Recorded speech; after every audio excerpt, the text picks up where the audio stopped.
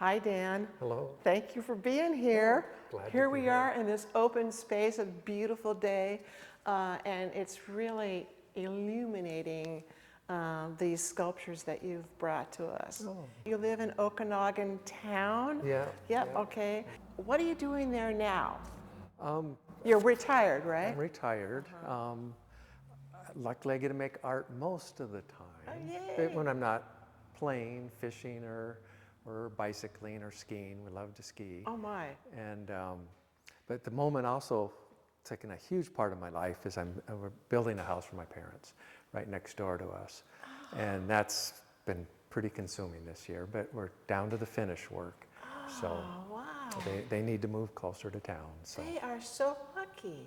yeah, and they're ready to move to town. They I weren't bet they're before. excited about that. They are. Are you going to put some of the sculpture in their place? Well, or- I have one already planned. Oh, nice, nice. So it looks like you're using a lot of pre-used material. But just tell us a little bit about that. Yeah. When I read your questions, one of them said, how did you even start thinking about it? And I was surprised that I was probably in 3rd grade, and my dad managed fish and wildlife refuges across the West, and mainly waterfowl refuges. And he was the first manager of the Kootenai National Wildlife Refuge in Bonners Ferry, Idaho. And his maintenance man, Larry Peterson, let a homeless man live in his basement. And I remember visiting their house. There were these beautiful woven baskets made from telephone wire. And you know, back in the early 60s, you could go to any landfill, not only dump stuff, but take stuff out. And this homeless man would go and pull all the wire out and make these beautiful baskets. Oh, my.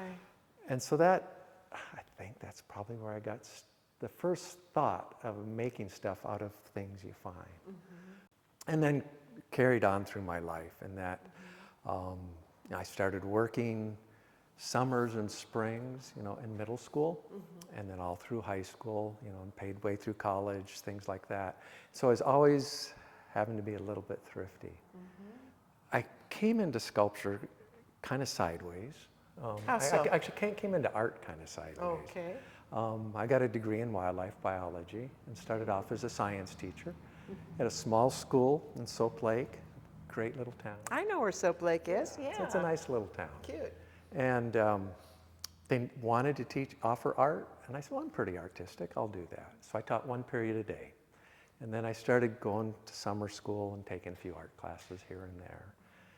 And my wife and I, we joined the Peace Corps and worked in Paraguay for a couple of years. I read that, yeah. Yeah, and it was a really great experience. Worked in the national park, it was beautiful. Had a waterfall in our backyard and giant lizards around the house. It was pretty neat. Oh, my. But then when we moved back to the States, I told Susan I wanted to start teaching again. And my wife, and she said yes. And so I applied for a math job in Chiapas, Mexico, a biology job in Chihuahua, Washington, and an art job in Okanagan. And I illustrated my resume and my letter and the envelope, and they hired me. So I switched Those are smart people. to be an art teacher. And it was it was just perfect. I had to work really hard at first. You know, I didn't have a lot of training in it, but I was a teacher already, and I really loved it. So as an art teacher, I thought, well, I better be an artist.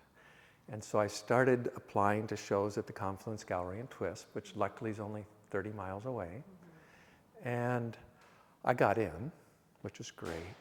And at the time, the gallery had one sculptor, Jim Goss, who then moved to Hawaii. And then I was invited to a house. Virginia Sparling invited me to her house. And her house, floor to ceiling, was 2D artwork. I mean, her whole house. Oh, my. And I thought, well, the competition's pretty hard, and there's no other sculptors. And my wife for Christmas bought me a plasma cutter and a welder. And that's how it started. What fun. Yeah. And I approach my ideas in 2 different ways. One is thematically. The Confluence Gallery, where I sell most of my work, often has theme shows. And so I find out the theme, and I just start sketching ideas. I love to sketch ideas. I'll have 30 ideas for one thing, and then I have to make up my mind, which is tough. And then the other thing is I'll go to the pile, and I'll see what I have and say, oh, I can make that into something. And it's kind of a disease because everything I see, I can make into this, or I can make into that. And it's tough for me to throw stuff away. So I'm looking at this whale here, and it's got a hoop that it's going through. Can you tell me how that happened? Yeah. This is actually a rim from a wagon. I mean, a real wagon, so it's pretty old. Yeah. And humpback whales are, they make rings with bubbles when they fish. Sure. And so, and they'll come up through the bubbles and eat the fish after they're baleen feeders. So maybe better think about that one. But anyhow, they make these rings of bubbles, and that's why I had it swimming through. And I also love the motion of it going through. If you look at an earlier photograph of it, the nose was high and the tail was low, so it had been all the way through. But I had it displayed in a public spot one time, and I needed to balance the sculpture better for safety for display, so then I had to rearrange it. But it represents that bubble ring that humpback whales make. So when you go to make like an animal like this humpback, do you look at photos, or do you just kind of know and go from there? I wish I could know. Could know automatically. I don't. I go and I just, you go and you look at a zillion photos of the animal, see what they do, you watch some videos, see what they do. But then when I make it, I draw a cartoon, just a flat outline, and I bend rebar to match the outline. And so there's a piece of rebar down here and one at the bottom. And I bend it, and so it's just straight. But then once that's done, then you get to start bending it, give it some motion. And I love to give them a little bit of animation. I think it adds a little bit of life to them. Well, the common element here is all in motion. Well, except for this Chevy hood here. I mean, that's kind of, that's okay. But it's fantastic. It's all in motion. And then one of the docents said, hey, look up. That's beautiful. Oh, well, thank you. So can you talk a little bit about how you form that? It's so much an eagle. And that's it. When you look at them flying in the photographs and the videos, we do have some images in our mind that are kind of standard. And so you want one that people can recognize, and you want one that's kind of typical to the bird. And I like to find ones with lots of action in to use as references. And then when I sculpt a bird, the first thing I do is sculpt the beak. That's the hardest part for me. And then I'll do the body, and then the wings and the tail get added on after that. Interesting. So this right here, this is wood. Yeah. Yeah. I was a middle school, high school art teacher, so I was always looking for things and ways to extend the budget.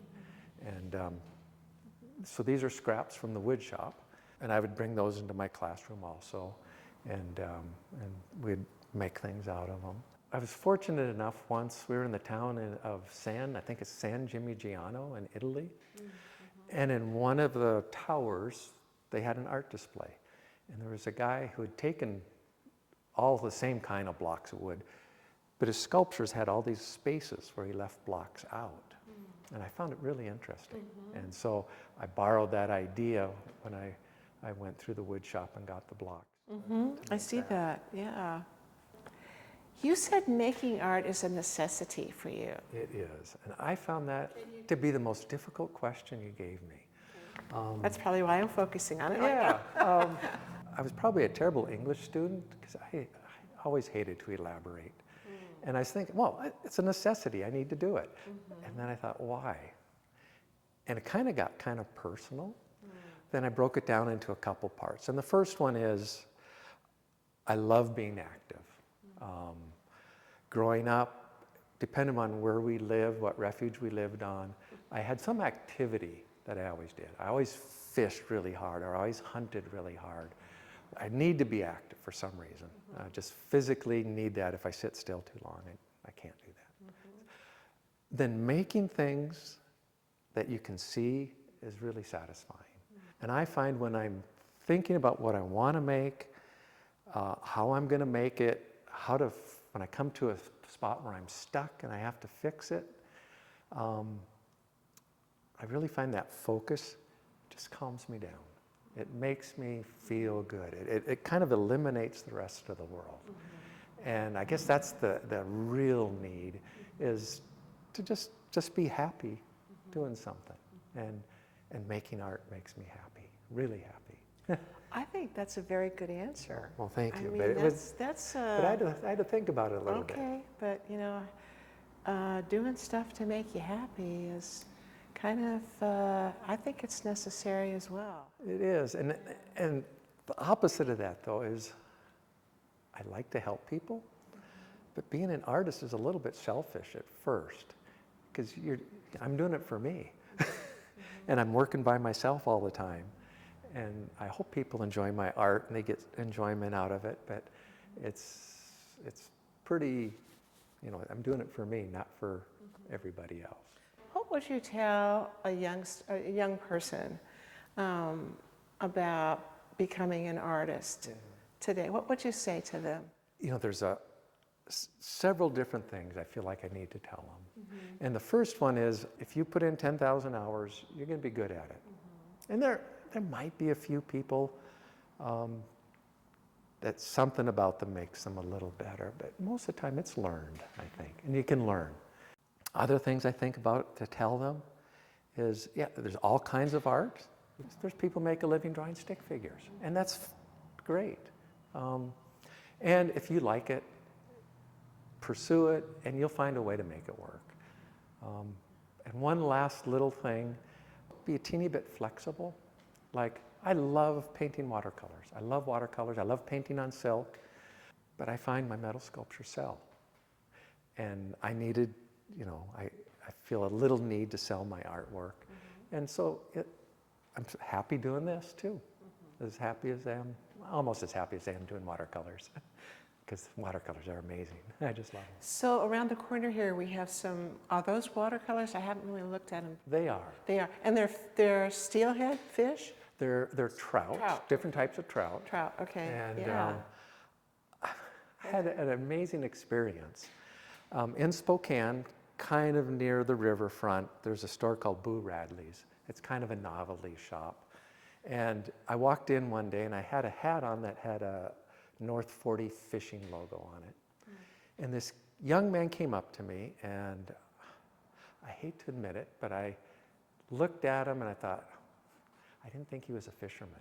I mean, he had waist-long hair, he had a nose ring, he had gauges in his ears about this big, but the first thing he did is he pulled out his phone and started showing me fish he caught. and it was just wonderful. Wow. And he was an employee at the store, and he told me, oh, I caught these in the Spokane River, and they're red band trout. Okay. And I've been fishing my whole life, and I didn't know what a red band trout was. I was kind of embarrassed, so I just kind of nodded my head. Yeah, well, they're beautiful fish. Yeah, they're really nice. And I went home and researched them. And they're a rainbow trout that has a big horizontal line. I saw one of that. Yeah, it's a red band. But in my mind, a band goes around the fish. So I thought, oh, I'm going to paint my own version. And so I did. Okay. And I had great fun explaining why they look the way they do. And so they're all real trout, the names are, but they're my version of them. Nice. And so the tiger trout? Yes, a tiger trout's a cross between a brown trout and a brook trout. Okay. And they have vermiculations on the back that kind of look like tiger stripes in real life. I'm a fly fisher, so I know what's, but I never heard of a tiger. Oh yeah, it's a hybrid. Okay. And they release them into lakes a lot where they don't want them to reproduce with other fish, because not only they grow faster, but they're sterile, so they don't reproduce with native fish. Okay. Yeah. Good to know. Dan, thank you so much. This has just been delightful to meet you and to talk with you about this work. And thank you for being here. Thanks. And It's what a been great. space to be in. This is just gorgeous. Yeah, It's just it is really fun. nice. It is fun, and this work is perfect for the atrium. Yeah, thank you. Thanks. I All right. appreciate it. Okay.